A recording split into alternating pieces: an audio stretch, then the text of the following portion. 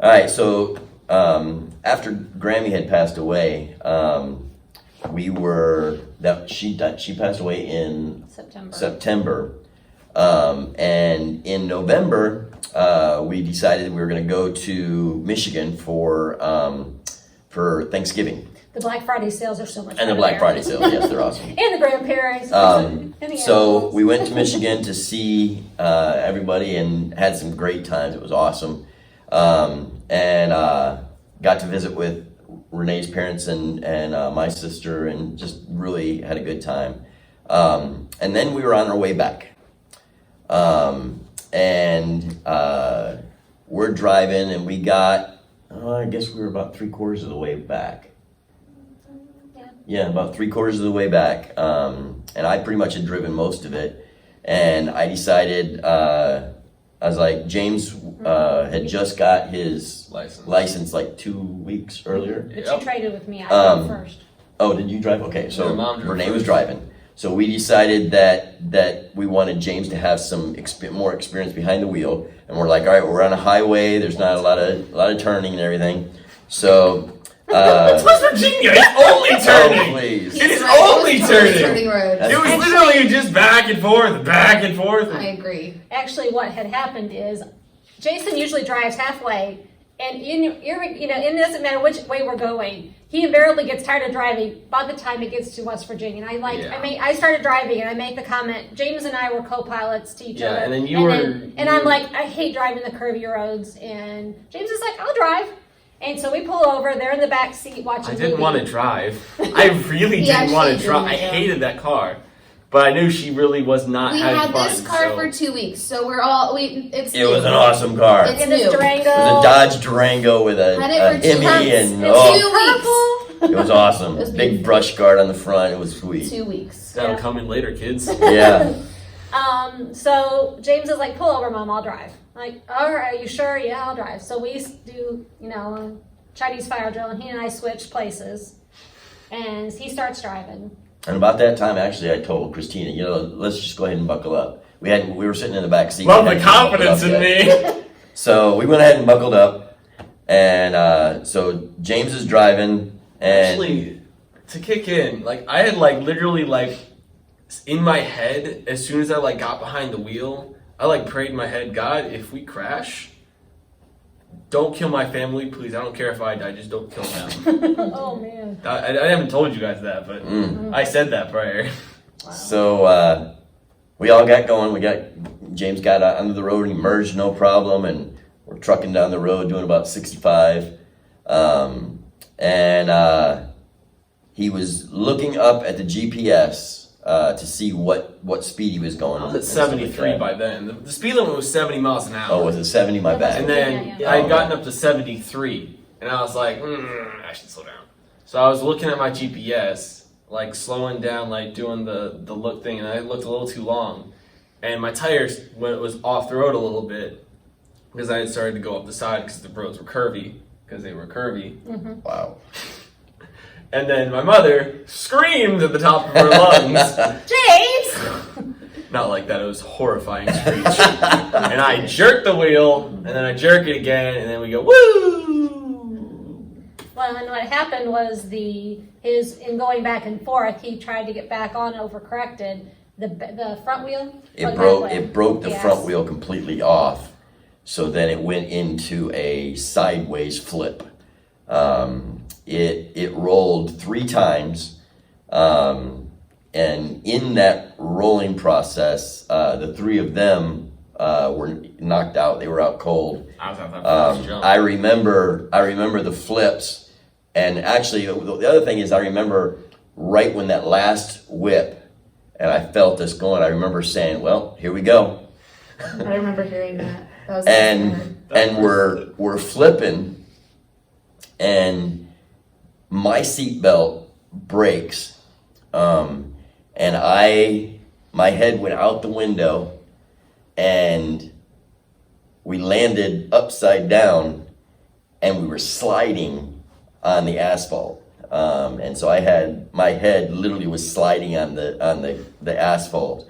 They had to do surgery and take out a bunch of stuff, but anyhow, I remember holding my breath through all this, and I remember when the vehicle came to a stop, it stopped sliding, and I had just let that breath out, and we got hit by an F-150 pickup truck that never touched their brakes.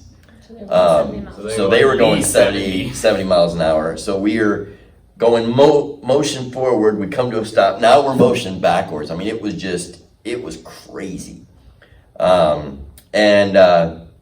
So we finally come to a stop, and everybody, we're just all, we're freaking out.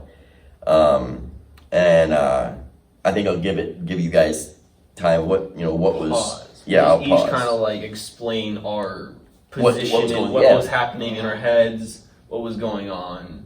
You guys go. I'll finish. I'll finish because I'm the next part of the story. Yes, okay. Well, I remember I looked up, I came back alert, and I saw Dad and blood just going down his face, and that like scared me so bad. And I'm just like, are you guys? Is everyone okay? Like screaming, like freaking out. Like I just wanted to know everyone was okay. I just needed to hear their voices, and eventually we all responded. And that was amazing. That was what I needed, was knowing that everyone was okay. And I remember Dad said something. It was like, God's got us, or something like that. I remember those. It was something like that, and I knew we were gonna be okay. I knew we were gonna be okay because God had us. And I remember you saying that, and that's one of my core memories about it. The first thing I did as soon as I, came to, is I looked down and I'm kind of sideways, and James is like squished under my feet. Like his whole side of the car it crushed the entire the top, yeah. So it was. But the first thing I did is I unbuckle and realize I can't support my own weight with my feet, and that kind of freaked me out. But the first thing I did is I unbuckled and looked at James and said, "Don't move." Because I was about to move. Mm-hmm. So from my point of view, when we first flipped, that was cool. I'm not gonna lie, I know they sucked, but that first flip was so cool. Because we were like, it was like slow motion. I was like, oh no. And then we hit, and I was out cold. Because I looked at a picture back at the wreck. There's literally like a blood spot like this big that like drips down from where my head slammed in the ceiling. And my seatbelt broke. I knew it was gonna break because back at Sheets when we stopped, before we even switched to me and you driving, I went to go buckle in, and it didn't really buckle right.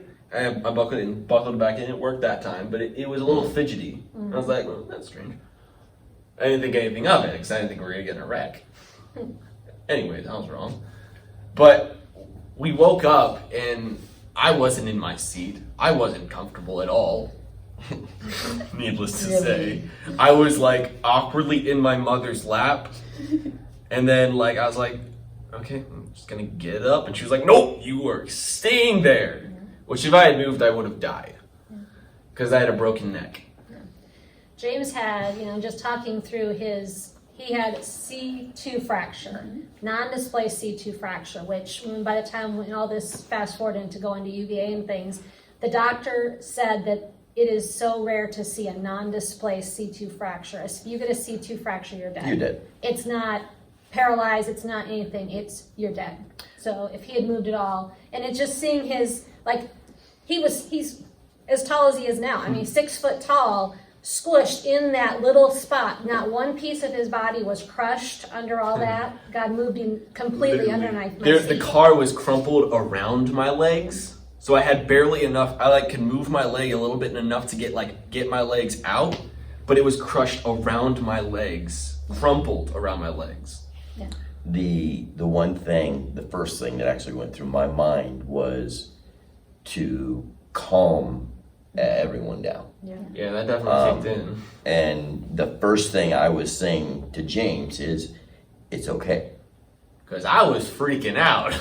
I thought I had killed my entire family. I woke up, I was like, oh no, I am sorry. But like weeping and like screeching like a 4-year-old, it was bad. Well, you were screaming that you were sorry. Yeah, I was screaming, I'm sorry guys, I'm sorry. And then they all were like, it's okay. I'm like, I'm sorry, I destroyed your favorite car. No, you did not say that. I said had I'm sorry nothing for to do with destroying the the car. car. I Yeah, said well. the car. I know I said the car. I remember that. Because I remember the blood and the oil. Because that's all I smell. Because it was a car accident. It was terrible. Okay. So, because of the way the car had flipped, James and my side got just crushed, like all the way down. And Renee's front door had gotten where they couldn't open it either. The only one, yeah. So it was really funny because everyone's like freaking out, like, how are we gonna get out? And I'm just like, shh. I unlocked the door and opened it because my window wasn't even cracked. Like, there wasn't a crack on my window. My door was completely functional. I literally opened it and I climbed out because I didn't have any obvious injuries at You the didn't time. think you did. I didn't And either. And so I was able to completely climb out, and of course no one else could actually move at that point because they didn't know the extent of their injuries. But it was just crazy to see that my door was okay, and my window was uncracked. We flipped 3 times and had a head-on collision. My window was uncracked. Like, that's insane. It's the only one that was moved. The only one that wasn't broken, which is crazy. Rolls down a window for the EMS. Hello, how can I help? Is there a problem, officer? So yeah, that was just in itself just really crazy to see. And my seatbelt had stayed on, very secure, and we were hanging. I think. You and I were hanging. Yeah, by I our was seatbelts. hanging by my seatbelt, and so it was just really crazy to see that the seatbelt had held on. Because if it hadn't, there's a good chance that I could have gotten some serious injuries, and I ended up having a bruise, but as an only exterior injury. So that was just really crazy to see that God had my seatbelt stay on while his broke, and the reason, like, his breaking saved his life, mine staying on saved mine. So it's just crazy to see how God orchestrated that. It was totally. So we end up, they had to use the jaws of life on Renee's door because it wouldn't open. Meanwhile, Christina and I had got out through her door, and that was up, so we had to climb out of the top. And so Christina and I are kind of standing there trying to just make sure everything's going all right. And they bring the stretcher out, and they get James on it, and they get Mom on it. There's another part. So right when we're done, the wreck just happened. We're kind of there, and Renee's making sure everything's right. I'm all right. And Willie, our little dog, climbs up and pops in Mom's lap like, all right, what are we going to do next? That was a fun roller coaster. I'm like, oh my God. The dog's a cockroach. Well, it was really funny because our phones were fine. Yeah, phones were I was fine. able to call everyone from Mom's phone. It was perfectly fine. Didn't even have a crack in mine. But James's ended up on the side of the road. Somebody picked it up and decided to use it. I remember being in the hospital. yeah, that's right. And I had to call Verizon from the hospital because I was the one on the phone line saying, my son's phone was stolen. Please shut it off because some random person picked it up. They have like smartphones and stuff. I had a slide phone. I had a phone that slid to use a keyboard. and they were using it. Yep. They used that. Well, we were in the middle of West Virginia. But what was really amazing is, if you've ever driven through West Virginia, it's like no man's land. It's like, okay, you have to time your bathroom breaks and your gas things because you could go like 50 miles and be nowhere and have nothing, even between gas stations. And God had allowed this accident to happen 10 minutes from Charleston, West Virginia, where there is a Trauma 1 center, which is the same level of care as UVA. They were equivalent hospitals. And so to have, we didn't have to be airlifted somewhere far away. We didn't have to go far away from each other. God had us within 10 minutes of a place where we could get the care we all needed. So there was looking back on it, we see how crazy God had his hand in everything. And it's funny because all my life I've always said I'm bulletproof until God's finished with me. And I'm like, I've got a little plaque in my office that says my guardian angel deserves extra pay for overtime. And it's just like, it's so real because looking back on the first part of it, when Papa passed away, he was a professional mechanic. He had been working with jacks and stands and chocks under the tire his whole life. And so it was like, it didn't matter what precautions, because he did all the right things, but it was his time to go. And nothing takes that. So nobody can take your life or cause to, there's nothing that takes God by surprise. He's in control of it all, and it is up to him whether you take a breath or not. And I think that's one of the biggest things that I learned through all of this stuff, is God orchestrates through our life the different things that we're going through, to give us opportunities to talk about him. Because it was pretty crazy. James and I are going around, we were looking for shirts, because he had this big huge neck brace thing on, and none of his shirts would fit over his this neck brace, so we had to go shopping. Go like this, like put a shirt on. So we had to go shopping. Well, everywhere we went, James is like, man, every person you see, you're gonna tell them about the wreck and tell them about God. I'm like, that's what I'm supposed to do. That's why we had this accident, is to spread the word of God. But it was neat to see how many times God gave us opportunities to talk about his safety, his precautions that he takes on our lives. For me, it was really kind of crazy because I'd been planning a trip to go to Guatemala for a while. I was supposed to go to Guatemala in January. This happened in November. And January 1st is when I was going. And it was really crazy because the type of work I'd be doing in Guatemala, we were helping build a church, which is manual labor. Like, that's legit labor. And we were carrying these giant stones and things like that. That's what we were supposed to be doing. And if I had a single one of their injuries, I would not have been allowed to go. Mom broke her back. Dad broke messed up his shoulder even more, broke his ribs, had face stuff. James, as you can see, it hasn't healed. Nice.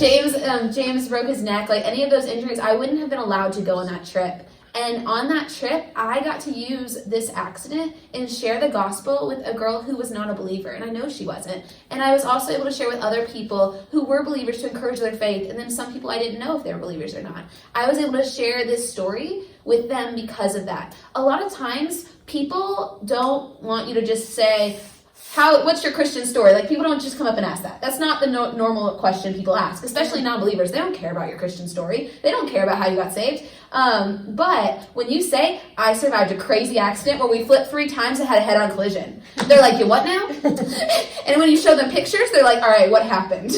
And so I was able to share it. I remember we were in Guatemala at our table eating, and there was a bunch of people that we didn't know that were there. And I just started sharing my testimony about the accident with just the people nearby. And all these other people came in and were listening to the story. They were interested because, what? You survived this? How is that possible? And how are you here? Wait, this happened, what? A month ago? Yeah, what now? Like, that's just crazy to them. It happened a little over a month ago, and I'm here in Guatemala serving the Lord. Like, how did you survive that is what they were wanting to know. And so I was able to use that as a way to share my testimony and share, guys, God's in control. My God saved me from this. And so it's just really cool to be able to share that. And literally everywhere I've gone, anytime I meet new people, this is one of the stories I hear. Like, it's funny. Like, you don't talk to me and not know this. So it's just really cool to see how God uses things like this to give you opportunities to share who you are and to share your faith. Yep, talk about God, how awesome he is. Mm-hmm. So this was all occurred in 14 months. 14 months of one right after the other, chaos going on. And it was major recoveries. I actually am still in physical therapy and stuff for my shoulder. I dislocated it and tore the ligaments and all kinds of junk. Renee, she broke 6 bones in her back and her hip, and just God put us through such a rough time, but our outlook stayed good. Yeah, because I got to skip school for 3 months. It wasn't that long. Yeah, but the thing was,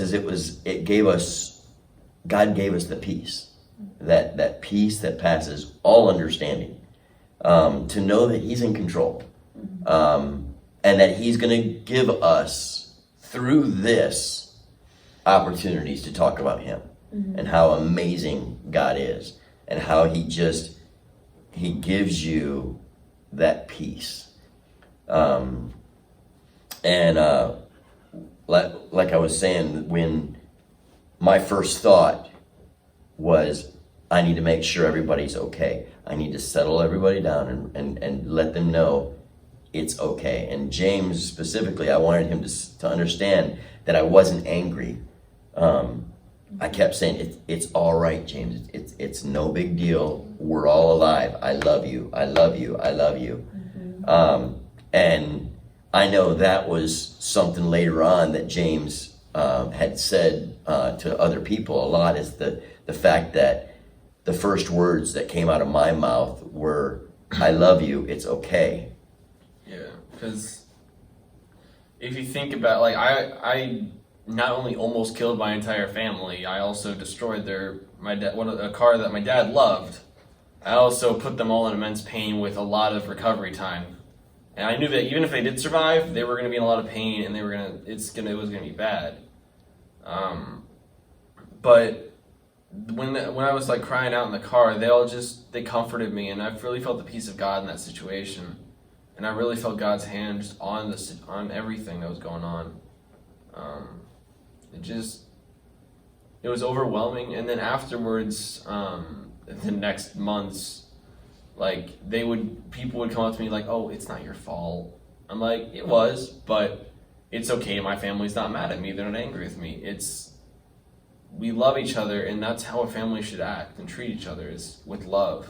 Even in the hardest times, you have your family. You may not have your friends. You may not have these other people in your life. You'll have God, and you'll have your family, and those are relationships that, I mean, the world can't really take away from you.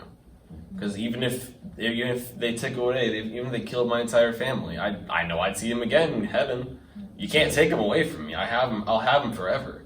Yeah. And that's something as a Christian we have the security for. Is we have the security knowing that even if someone we love, someone we care about dies, we still can be reunited them through God and through our faith as Christians. That's just amazing. One thing that's interesting is when hard times happen, you find out what's real. I found out in all of the hard times we've been through, my family's real. I saw my family still going to church. We decorated Dad's sling because he really wanted to go to a church event. It was so important to him. We decorated a sling so he could feel cool and go to it. And so, had to feel cool to go to the event. Otherwise, there was no going at all. I'll stay home. It was Christmas.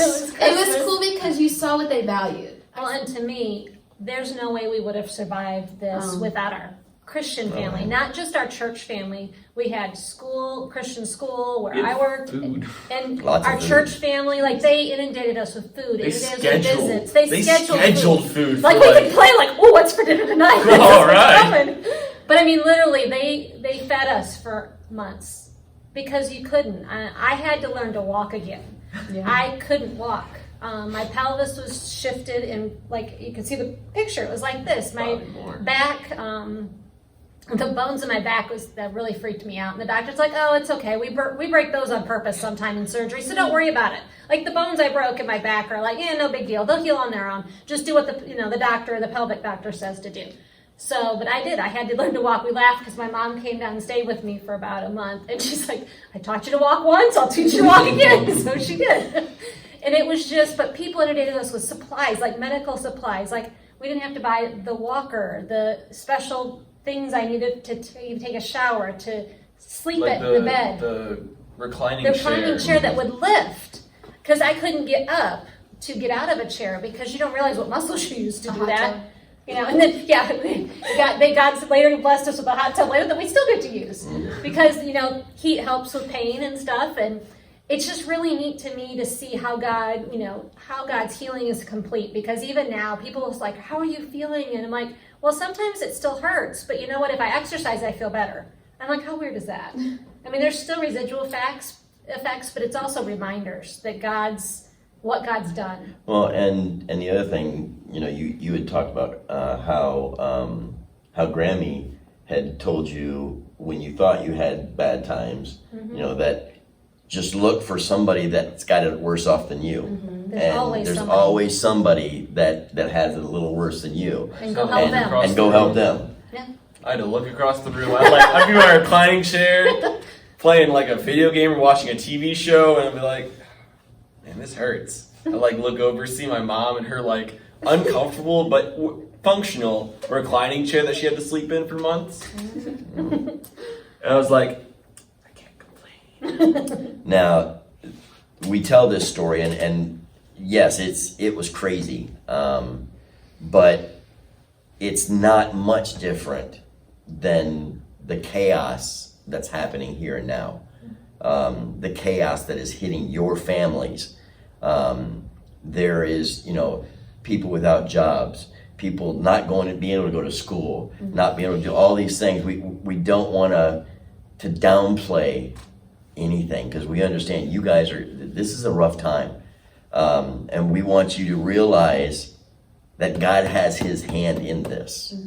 This is not a surprise to him. He knows what's going on. Yeah, one of the scriptures that really spoke to me, just in this time period and just since then, because it's really easy. I find myself, I'm a pessimist by nature. He's very positive, always look on the bright side of things. I'm like, oh wait, I'm waiting for the shoe to fall, waiting for the other shoe to fall, waiting for the next thing that happens. When you get hit over and over and over and over again with uncertainty, with things happening, you just wait for the next bad thing. You're just bracing yourself, hiding and hoping that I'll just be ready to handle the next thing. But that's not how God wants us to live. And it's taken a long time to work through that fear when Satan wants to hit me with that again, like, no. My God's real, and things happen for a purpose. But this passage here in Romans 5, verse 3, we can rejoice too when we run into problems and trials, for we know that they help us develop endurance.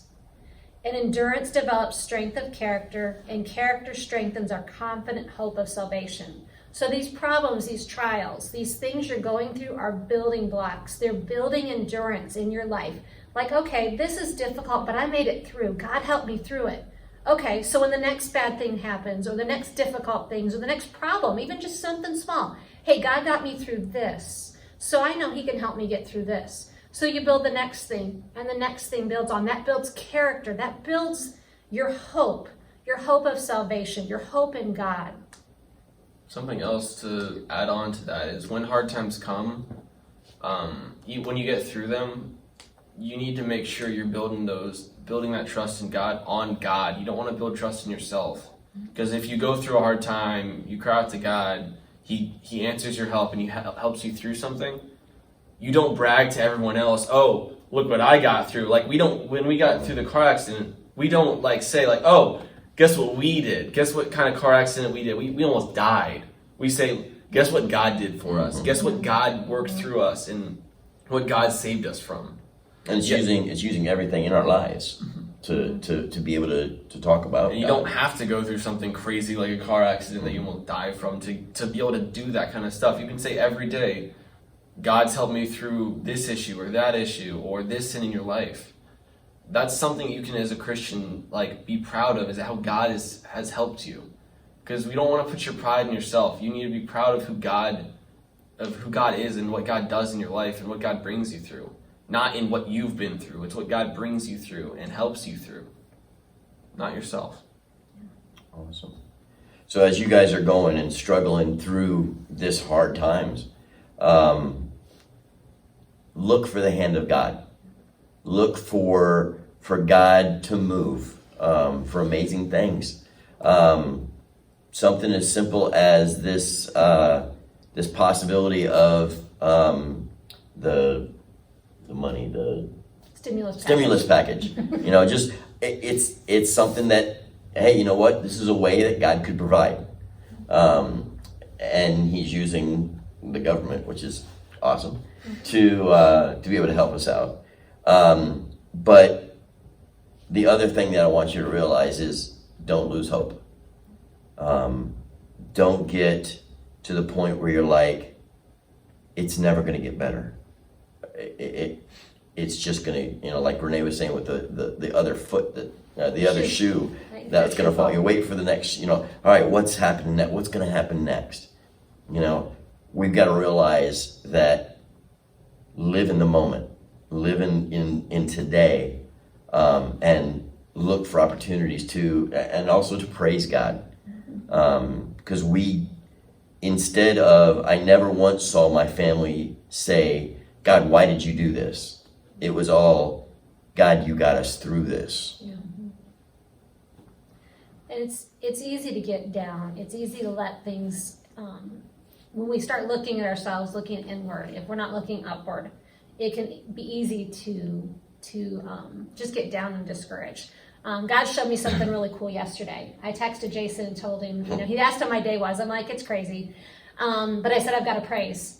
And I'm like, I'm thankful for my sunburn. And I'm sure he thought I was losing it. But I'm like, I'm thankful for my sunburn because it reminds me what a great weekend we had. So it helped me think about, when my day is crazy and things are going on and stressful, God said, all right, here's this sunburn to remind you all day of how much fun you had kayaking and doing fun stuff that weekend. Like, you can look at something and look for the positive, look for good things that is going on. Look for ways you can help other people. If you help somebody, it will make you feel better. Get out of your routine, break your routine, help out at home, do some different things, look for people that you can reach out to. You called your grandmother today, and that made her day, just doing something different. But if you are having a really rough time, or even if you just want someone to talk to, speaking specifically to our students, we're here for you. Yep. You guys have our numbers. If you need to get a hold of us, if you can't do anything else, call the church office. They'll get a hold of us. But email us, text us, call us. If you want a phone number for your leader and you don't have it, reach out to us. We would love to get you connected. It's really hard to find creative ways to get a hold of our students and our leaders. We're trying some new things. Christina and James are going to help us with some technology. We're going to keep trying to evolve as this thing changes, but we're here for you. We want to talk to you. We'd love to tell you even more. There's more of the stories that we even been into. And what God's done. We'd love to talk to you about that and other things that's going on in your life. One last thing I'd like to add from my point is fear of it all. The fear that you have in life. Like the fear in the car accident when I thought I'd kill my entire family. I was afraid. I was afraid of how they were going to react. I was afraid of what I was going to do. And it's amazing how quickly God can just flip it to peace. Like in that moment, I was afraid I killed my entire family. I was afraid that I was never going to be able to have a good relationship with them ever again. And just when they were able to comfort me, God just reached down and turned all of my fear to peace. And I just honestly, that was one of the most peaceful moments in my life. Is when I was half dead in a car that was crumpled around me. That was a pretty peaceful moment in my life, and I can look back at it and be like, yeah, God had his hand on that situation. I had peace in that situation. That peace that passes understanding. It doesn't make sense, but that's how you know it's from God. It comes at a time when it doesn't make any sense. So we're going to go ahead and close, and we're going to close in prayer, and just pray that God's going to give you opportunities to use the situations in your life. Let's pray. Hey God, we love you. Thank you so much for your protection, your hand, and your guidance. God, continue to guide this government and the people of our leadership, Lord, that you will have your hand in all of that. Give us opportunities to talk about you. Give us boldness. Give us excitement that we want to be able to share with others about how awesome you are. God, give these students things that they can do to help out those that are in need, and knowing that we can always find other people that have it a lot worse than us. Thank you for protecting us and taking care of us. In your awesome name we pray. Amen. Amen. Amen. Bye. See ya.